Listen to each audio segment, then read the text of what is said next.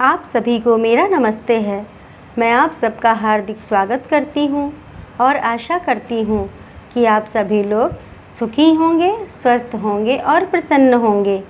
आज मैं आप लोगों के लिए जो कहानी लेकर के आई हूँ उस कहानी का नाम है पिता और ये कहानी लिखी है मालती जोशी जी ने।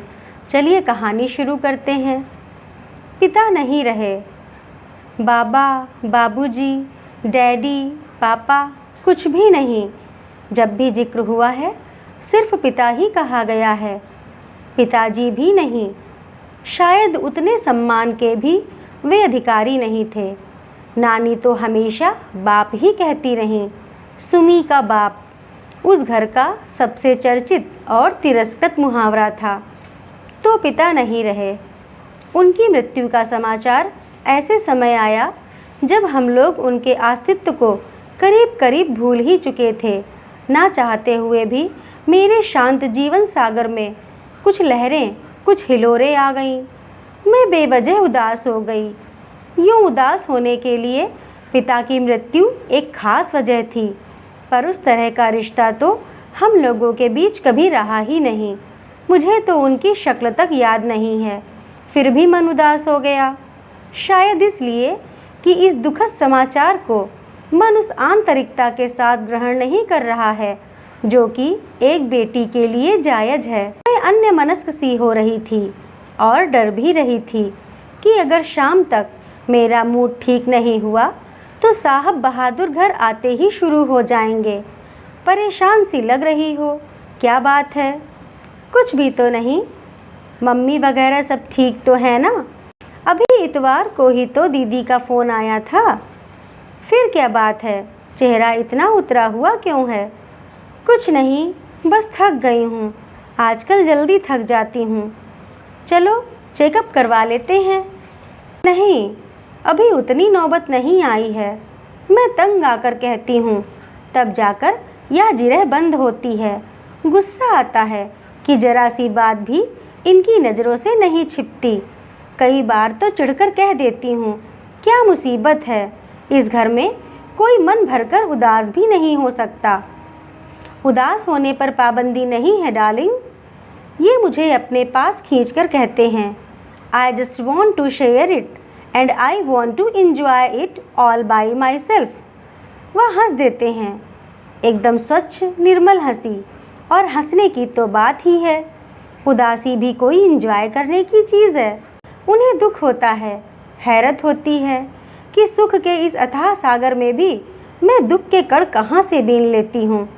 इसीलिए शुरू हो जाते हैं, मम्मी की याद आ रही है, शुभम का रिजल्ट आया है, शगुन ने दिन भर बहुत परेशान किया। मतलब यह कि उदास हो तो कारण बताओ।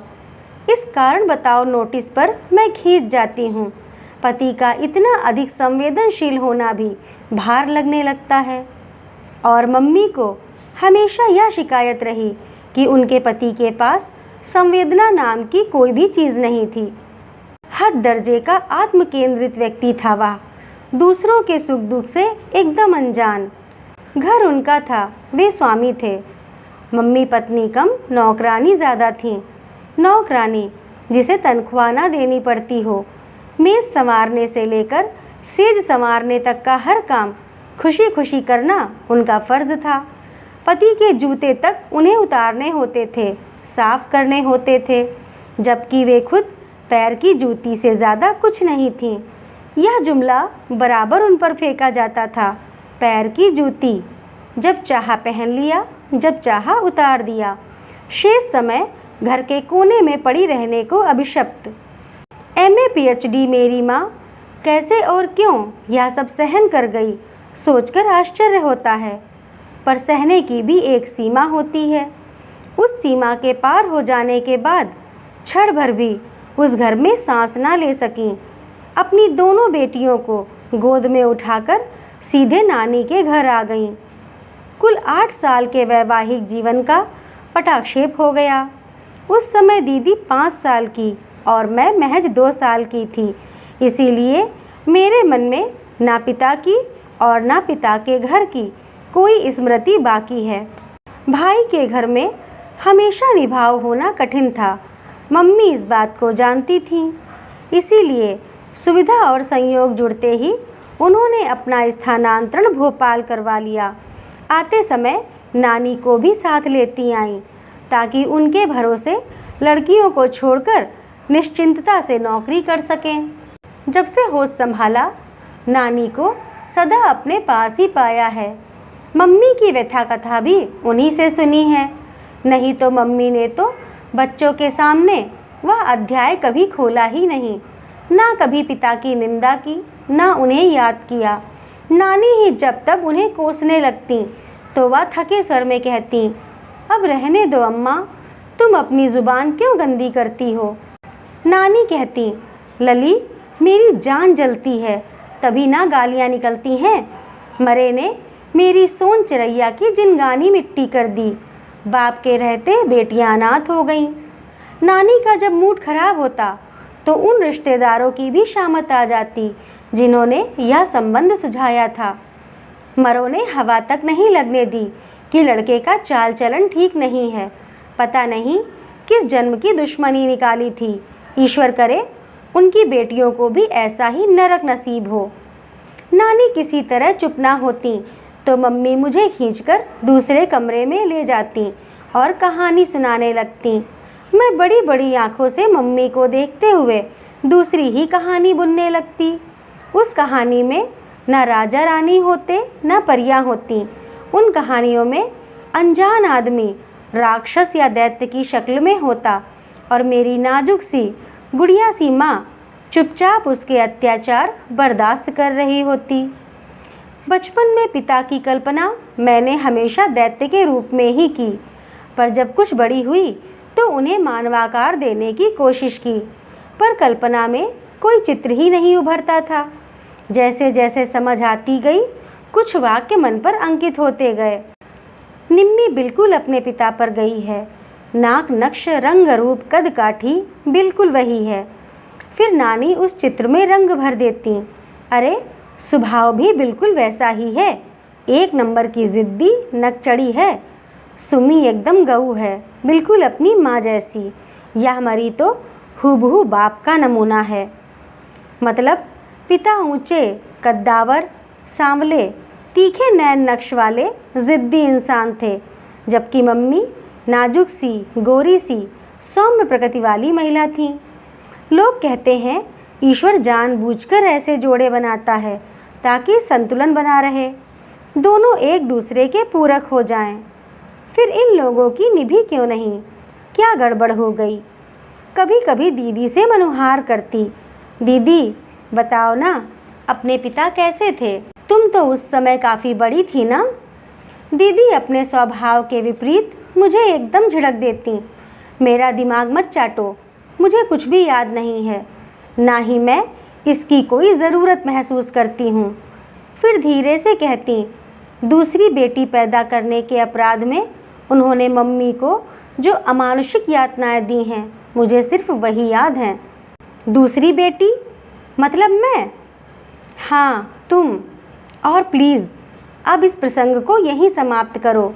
दीदी दोनों हाथों से सिर पकड़कर कहती कि वह एक बुरा सपना था जिसे वे भूलना चाहती हैं। दोनों हाथों में सिर थामे दीदी मुझे बिल्कुल मम्मी की 2 कॉपी लगती। मुझे कभी कभी बहुत दुख होता, मैं उन जैसी क्यों नहीं हुई, नाजुक छुई मुई सी। नानी कहती, ताड़ सी लंबी हो रही है, दूल्हा कहाँ से आएगा इसके लिए। लेकिन आश्चर्य, दूल्हा मेरे लिए ही आया। दीदी अनब्याही रह गई। खैर रिश्ते तो उनके लिए भी बहुत आए। लोग तो 5 कपड़ों में ब्याह कर ले जाने को तैयार थे, पर दीदी को विवाह के नाम से ही चिढ़ हो गई थी। बचपन के जो दृश्य दुःस्वप्न की तरह उनके मन पर अंकित हो गए थे, उनसे वे कभी मुक्त नहीं हो पाईं। डॉक्टर होते ही वे आगे की पढ़ाई के लिए अमेरिका चली गईं और वहीं बस गईं। दीदी के जाने के बाद मम्मी एकदम अकेली पड़ गईं। कुछ तो नानी की मृत्यु ने ही उन्हें तोड़ दिया था। दीदी के जाने के बाद तो एकदम ही गुमसुम हो गईं। दीदी के साथ उनके अंतरंग संबंध थे, उस तरह से वे मुझसे कभी जुड़ नहीं पाईं। शायद मुझ में अपने पति की प्रतिच्छाया देखती हों। या कि मेरे स्वभाव में ही कुछ खोट रहा हो, पर वे हमेशा मुझसे छिटकती ही रहीं। बल्कि उनकी अपेक्षा मैं नानी के अधिक निकट थी। नानी ने कभी सीधे मुंह बात नहीं की, पर उनका प्यार गालियों में ही उमड़ पड़ता था। नानी की मृत्यु के बाद मम्मी ही नहीं, मैं भी बहुत अकेली पड़ गई थी। जीवन के उस सूनेपन को भरने में अजीत ने बहुत मदद की। यह सचमुच मेरा सौभाग्य था कि जिस समय मन सहारे के लिए भटक रहा था, अजीत सामने पड़ गए। नहीं तो मैं किसी के भी कंधे पर सिर रखकर रोने पर आमादा थी। मुझे तो आज भी इस संयोग पर गर्व और आश्चर्य होता है कि उन दिनों अजीत से मुलाकात हो गई। एक दिन मम्मी से परिचय करवाने के लिए मैं उन्हें घर ले आई थी। मैं चाय बनाने भीतर आई तो मम्मी भी मेरे पीछे पीछे चली आईं। बोली, निम्मी, यह लड़का तुम्हारा मित्र ही है या और भी कुछ है? अभी तो सिर्फ मित्र ही है, बाद में शायद और कुछ या बहुत कुछ बन जाए। मैं पुनः बाहर जाकर बैठ गई और चाय के दौरान उन्होंने बहुत सहज भाव से कहा, अजीत, नमिता ने शायद तुम्हें बताया होगा कि मैं और उसके पिता वर्षों से अलग हैं। उसके जेहन में तो शायद उनकी कोई तस्वीर भी नहीं होगी, क्योंकि उस समय वह बहुत छोटी थी। नमिता ने मुझे कुछ नहीं बताया, शायद कभी जिक्र ही नहीं चला। और आप भी मुझे यह सब क्यों बता रही हैं? इससे क्या फ़र्क पड़ता है? फ़र्क पड़ता है इस तथ्य को जब तुम जान लोगे, तब तुम्हें उसे समझने में आसानी होगी। तुम्हें शायद पता नहीं है कि जो बच्चे सिंगल पेरेंट द्वारा पाले जाते हैं थोड़े अलग होते हैं। वे ज़्यादा भावुक, ज़्यादा संवेदनशील, ज़्यादा गुस्सैल या ज़्यादा ज़िद्दी होते हैं। इसीलिए अगर नमिता के स्वभाव में तुम्हें कुछ अस्वाभाविक लगे तो ज़रा सब्र से काम लेना, उसका बैकग्राउंड समझने की कोशिश करना। मम्मी के इस आग्रह को हम दोनों ही नहीं समझ पा रहे थे। सब कुछ बड़ा अप्रासंगिक लग रहा था, पर बाद में उसकी सार्थकता समझ में आई। मम्मी जान गई थी कि यह रिश्ता बहुत दूर तक जाएगा, इसीलिए भूमिका बांध रही थी। जैसे ही अजीत की ओर से प्रस्ताव आया, उन्होंने फौरन हाँ कह दी। वे मानसिक रूप से अपने को तैयार कर चुकी थीं। उन्होंने दीदी की शादी का जिक्र भी नहीं छेड़ा। अजीत के माता पिता से भी उन्होंने कोई बात नहीं छिपाई, बल्कि उनसे कह दिया कि मेरी बेटी का यह पक्ष कमज़ोर है, कृपया इसे लेकर कोई तानाकशी ना करें, नहीं तो वह सहन नहीं कर पाएगी। अजीत तो सज्जन हैं ही, उनके माता पिता भी बड़े गंभीर किस्म के हैं। शादी में मेरे पिता की अनुपस्थिति को उन्होंने नज़रअंदाज कर दिया। रिश्तेदारों ने कानाफूसी की भी होगी तो पता नहीं, मुझ तक कोई बात नहीं पहुंची। विदा के समय सभी माएँ अपनी बेटियों को सीख देती हैं। मेरी माँ ने भी दी। कहा, निम्मो, अब थोड़ा अपने स्वभाव को मोल्ड करो, अपनी ज़बान पर काबू करना सीखो। मैं तो औरत थी, फिर भी सह नहीं पाई थी। अजीत लाख सज्जन हैं, पर पुरुष हैं, उनके सब्र की परीक्षा मत लेना। शुभम के जन्म पर मुझसे भी ज़्यादा मम्मी खुश थीं। चल, तूने एक बड़ी लड़ाई जीत ली। कैसे? कम से कम बेटी जनने का दोष तो तुझ पर नहीं लगेगा। और मैं भी एक तरह से बरी हो गई, नहीं तो कहने को हो जाता माँ की कोख में भी बेटियाँ ही थीं। बेटी भी इतिहास दोहरा रही है। उस समय मैंने जाना कि इस लांछन का घाव उनके अवचेतन में अब भी ताज़ा है। 2 साल पहले एक फ़ोन आया था। दीदी उन दिनों USA से आई हुई थी। उनसे मिलने मैं भी मम्मी के पास पहुंच गई थी। फ़ोन मैंने ही उठाया था। हेलो, कौन? सुमी बोल रही हैं? जी नहीं, मैं निम्मी हूँ, नमिता। मैं तुम्हारा गोविंद चाचा बोल रहा हूँ। तुम तो शायद पहचानोगी भी नहीं। सुमी होती तो पहचान लेती। ज़रा अपनी मम्मी को फ़ोन देना। मम्मी कॉलेज गई हुई थी। मैंने दीदी को पकड़ा दिया। कोई गोविंद चाचा हैं? दीदी का चेहरा एकदम तन गया। बड़ी ही रूखी आवाज़ में उन्होंने कहा, यस, सुमिता हियर। उस तरफ से क्या बात हुई पता नहीं। दीदी ने तल्ख अंदाज में कहा, मतलब हमारे पिता अभी मौजूद हैं, this is a news for us. मेरी माँ ने तो अरसे पहले अपने सारे सौभाग्य अलंकार उतार दिए हैं। हमारे लिए तो पिता का अस्तित्व कब से शेष हो गया है। Anyway, thanks for calling. और दीदी ने रिसीवर पटक दिया। मैंने प्रश्नार्थक नज़रों से देखा। श्रीमान को कैंसर हो गया है, सिरोसिस ऑफ लीवर। इसीलिए बीबी की याद आ गई है, क्योंकि बीमारी में सेवा भी चाहिए और पैसा भी। वह जो एक और थी, वह कहाँ गईं? एक होती तो रुकती, यहाँ तो अनेक थीं। डूबते जहाज पर कौन ठहरता है? मम्मी को बताओगी? बताना तो पड़ेगा, पर एक बात तय है, अगर वे उस आदमी के पास दोबारा गईं तो हम दोनों उनसे कभी कोई संबंध नहीं रखेंगे। लेकिन दोबारा फ़ोन आया तो मम्मी क्या मना कर पाएंगी? यू आर राइट, मम्मी में वो गट्स नहीं हैं और वे लोग उनको इमोशनली ब्लैकमेल ज़रूर करेंगे। एक काम करते हैं, मैं उन्हें साल 6 महीने के लिए अपने साथ ले जाती हूँ। मम्मी की भी अभी खबर लेती हूँ। यहाँ का नंबर उन्होंने ही दिया होगा। यहाँ से जाकर पहला काम यही करूँगी कि वहाँ नया नंबर ले लूँगी और वह सिर्फ तुम्हारे पास होगा। नहीं तो वे लोग मम्मी को वहाँ भी चैन से रहने नहीं देंगे। इसके बाद दीदी ने सांस नहीं ली। दौड़ धूप करके मम्मी का साल भर का वीज़ा बनवाया। वह तो मम्मी से कह रही थी कि नौकरी छोड़ दो, पर मम्मी नहीं मानी। लंबी छुट्टी ले ली। पिछले साल 1 महीने के लिए आई थी। वीज़ा की अवधि बढ़ाकर फिर चली गईं। मम्मी के जाने के बाद मैं अकेली पड़ गई हूँ। 8वें दिन फ़ोन पर बात होती है, फिर भी दूरी का एहसास नहीं जाता। 3 लोगों की हमारी छोटी सी दुनिया थी। वे दोनों तो अब भी साथ हैं, मैं ही अलग पड़ गई हूँ। मम्मी से शिकायत करती हूँ तो वे हंस देती हैं। पगली, तुम्हें अब हमारी ज़रूरत क्या है? तुम्हारी तो अब अपनी अलग दुनिया है। तुम्हें तो अब हमारी याद भी नहीं आनी चाहिए। ऐसा भी कहीं होता है? आज सुबह 11 साढ़े 11 के करीब उन्हीं गोविंद चाचा का फिर फ़ोन आया था। इस बार सीधे मेरे पास ही आया था। मम्मी दीदी के पास थी और दीदी का नया पता और नया नंबर सिर्फ मुझे मालूम था। पिछली बार की तरह इस बार भी उन्होंने मामा से बात की होगी, वहीं से मेरा पता और नंबर लिया होगा। मैं तुम्हारा गोविंद चाचा बोल रहा हूँ, पहचान रही हो ना? जी, एक खबर देनी थी। कहिए।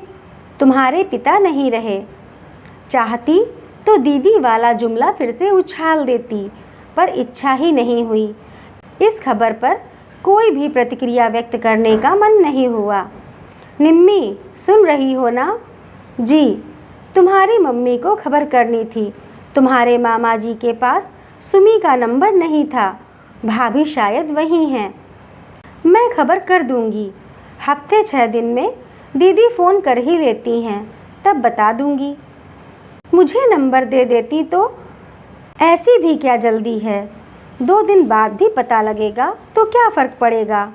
आप तो जानते हैं, बरसों पहले उन दोनों ने एक दूसरे को अपनी ज़िंदगी से खारिज कर दिया था। खैर, मैं तो अपना फ़र्ज़ अदा करना चाहता था, आगे तुम्हारी मर्ज़ी। वे रिसीवर रखने को ही थे कि मैंने तपाक से कहा, आपका फ़र्ज़ क्या यहाँ तक सीमित था? मतलब जिस तत्परता से आपने अपने भाई की बीमारी और अब मृत्यु की खबर पहुँचाई है, उसी तत्परता से कभी हमारी भी खोज खबर ली होती। आपके ख़ानदान की बेटियां थीं हम, कभी पता तो लगाया होता कि हम कैसी हैं, कहाँ हैं, पढ़ लिख रही हैं या मामा के घर में खट रही हैं, शादी हो गई है या कुंवारी बैठी हैं। आप चाचा होते हैं ना हमारे, फिर कभी तो हमारा ख्याल किया होता। सिर्फ ख्याल करने से क्या होता है, कोई संपर्क सूत्र तो हो। और फिर जिसके दम से ये सारे रिश्ते थे, जब उसी ने किनारा कर लिया तो हम तो पराए ही थे। एग्जैक्टली। और अब तो वह महीन सा रिश्ता भी ख़त्म हो गया, इसीलिए गुड बाय।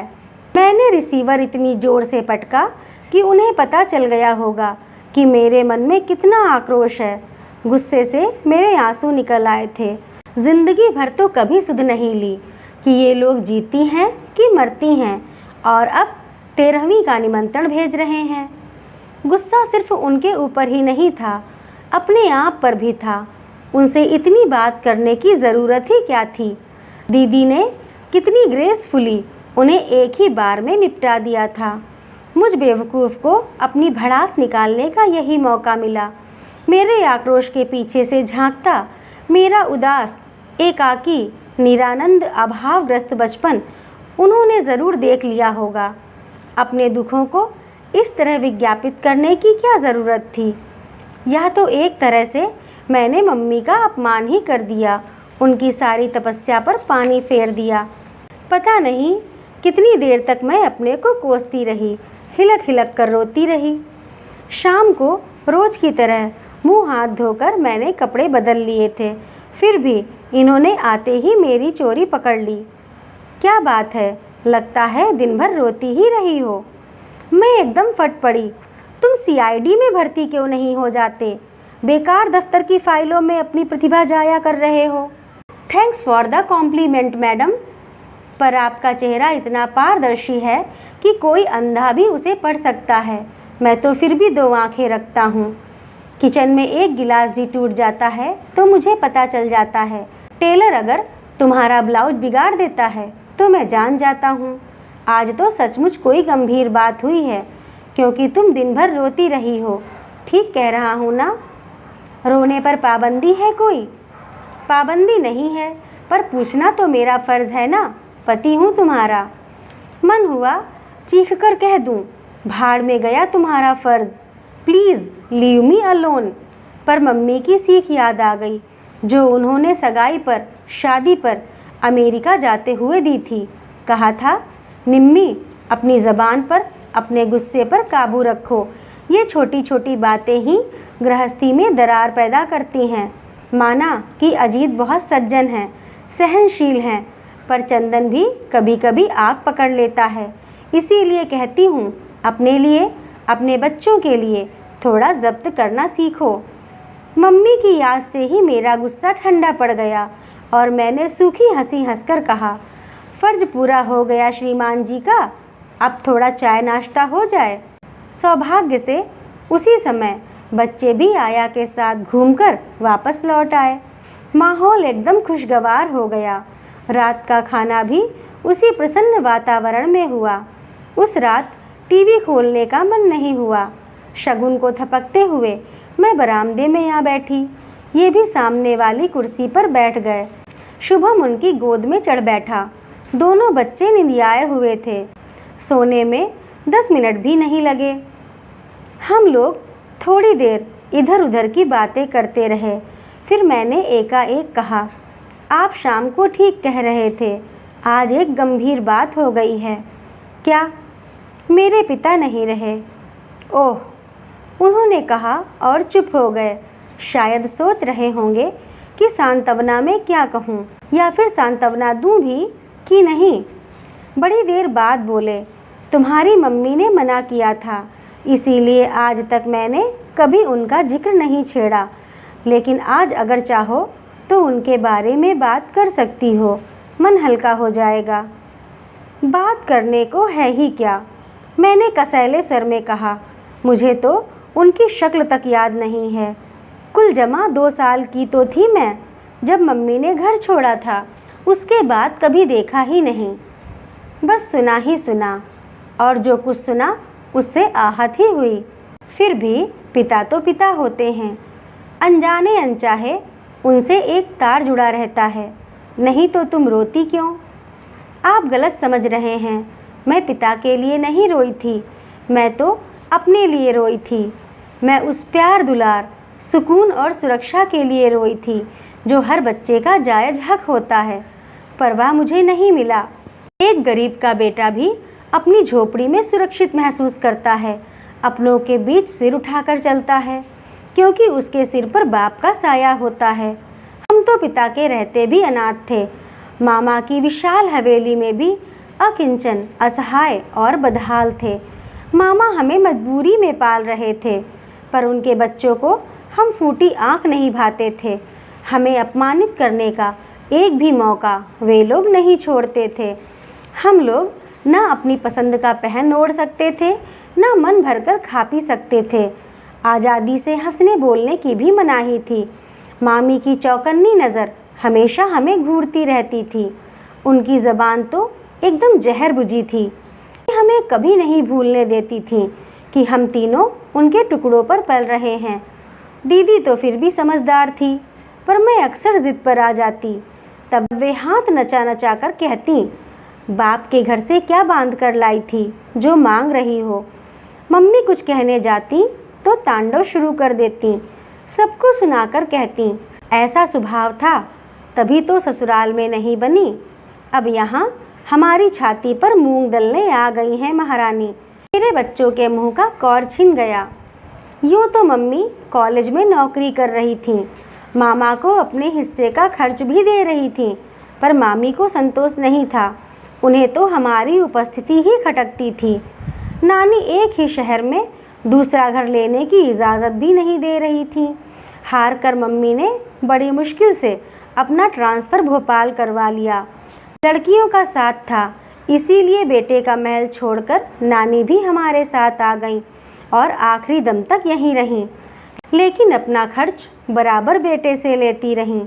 कहती, अब आखिरी समय में बेटी की कमाई क्यों खाऊं? उनकी इस बात के पीछे रस्मों रिवाज थे या बेटी की मदद करने की आकांक्षा, कौन जाने। नानी ना होती तो हम लोगों का पता नहीं क्या हाल होता। मैं उन्हें बड़े मनोयोग से अपने बचपन की कहानी सुना रही थी। एकाएक पता नहीं कितनी सारी बातें याद आ गई थीं। अपना अकेलापन, मम्मी के आंसू, पड़ोसियों की तानाकशी, सहेलियों की कानाफूसी, रिश्तेदारों का उपहास। यह भी याद आया कि भोपाल आने के बाद मम्मी ने जब अपने सुहाग चिन्ह उतार दिए थे तो हम लोग कितना सहम गए थे। उनका रूप देखकर नानी तो एकदम बिदक गई थी। मम्मी ने शांत भाव से कहा था, अम्मा, लोग तरह तरह के सवाल पूछते हैं, किस किस को अपना इतिहास सुनाती फिरूं। लड़कियां भी परेशान होती हैं। वैसे भी ये चीज़ें मेरे सौभाग्य की नहीं, दुर्भाग्य की ही प्रतीक हैं। करवा चौथ या तीज पर भी मम्मी व्रत नहीं रखती थी। नानी को उन्होंने समझा दिया था, अम्मा, मैं तो एक जन्म में ही भर पाई हूँ। जन्म जन्मांतर के लिए ऐसे पति की कामना तो मैं बिल्कुल ही नहीं कर सकती। बेतरतीब सी सारी बातें जैसे जैसे याद आ रही थीं, मैं सुना रही थी। वर्षों से मन में संचित गुबार लावे की तरह बह निकला था। बिल्कुल रीत जाने के बाद मैं निस्पंद सी कब तक बैठी रही, मुझे पता नहीं।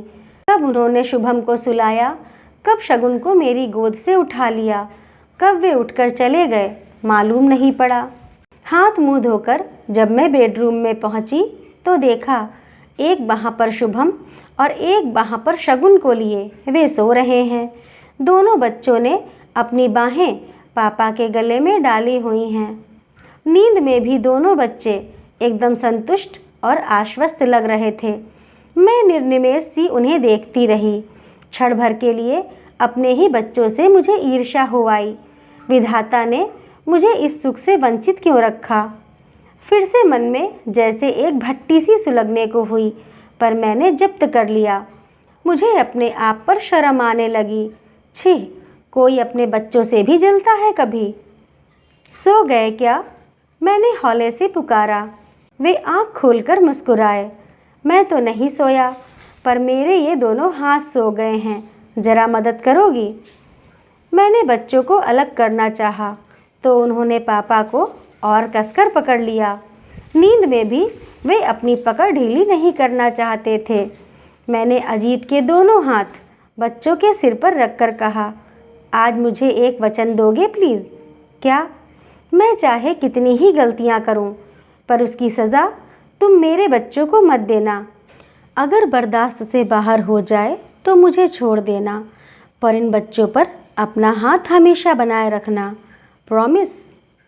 प्रॉमिस, उन्होंने कहा और मुझे भी अपनी बाहों में भर लिया। तो दोस्तों, कैसी लगी आप लोगों को यह कहानी? कमेंट करके ज़रूर बताइएगा। अगर अच्छी लगी हो तो लाइक करिए, शेयर करिए और ऐसी ही और कहानियों के लिए मेरे चैनल को सब्सक्राइब करिए। धन्यवाद।